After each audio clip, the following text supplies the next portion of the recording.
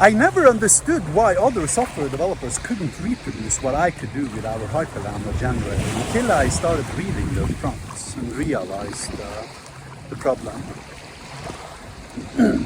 To understand why most software developers can't write code, we have to look at software development as a profession and analyze it. And once we do, we realize that, the process that most software developers are following is that they first write the code and then they write the documentation.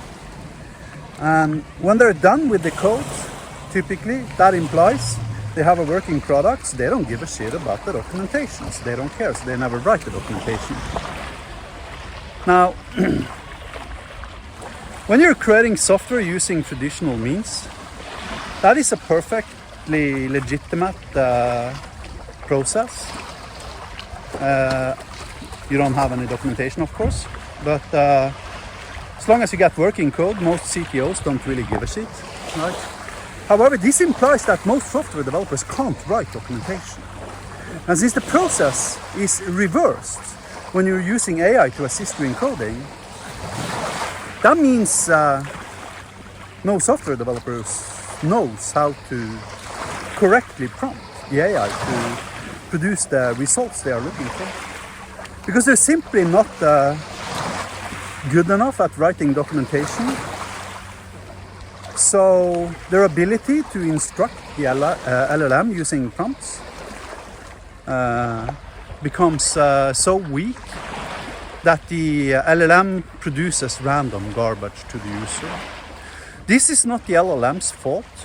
It is the software developer's fault that don't know how to prompt the AI to produce the correct results. And in this video, I'm going to show you how you should prompt the AI to get perfect working results. And I'm also going to explain to you how we do this in iNiro. And it's really, really simple. You see, we try to avoid asking the user for the prompt required to having the LLM performing the task.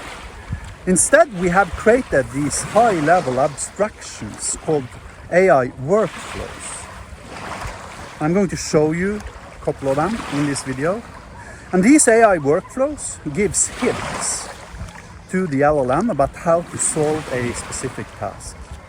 This allows you to create workflows such as, for instance, create AI chatbots. And then that looks up in our RAG database a workflow that allows the user to create an AI chatbot and runs the user through a questionnaire asking him 3-4 yes and no questions and stuff like that.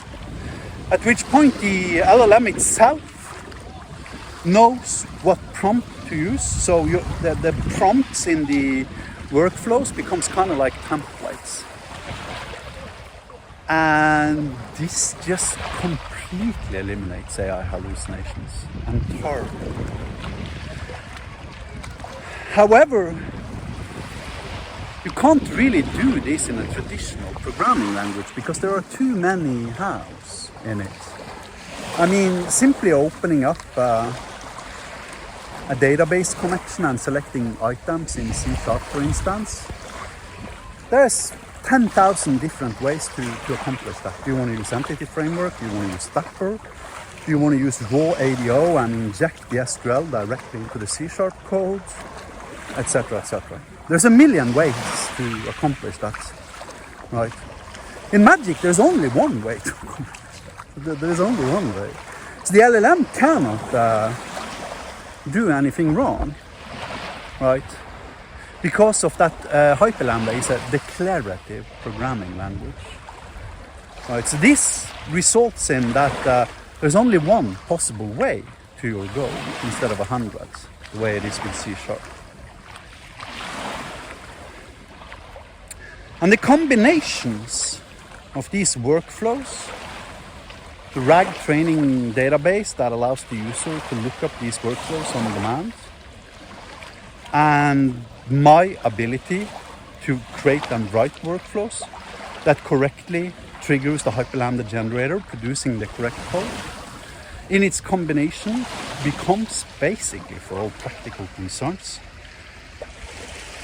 AGI within a very, very narrow scope, and that narrow scope being the ability to create web APIs, backend code, AI agents, and AI chatbots. So, thank you for watching. Have a nice day.